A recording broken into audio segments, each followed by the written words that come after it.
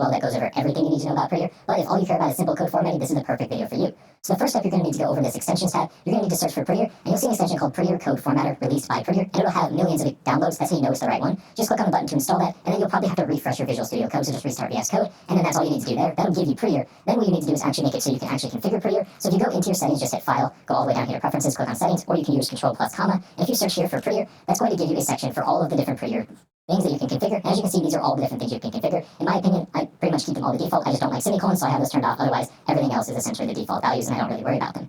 Another thing that you need to make sure that you do is you need to make sure you set your default formatter. So search here for editor default formatter.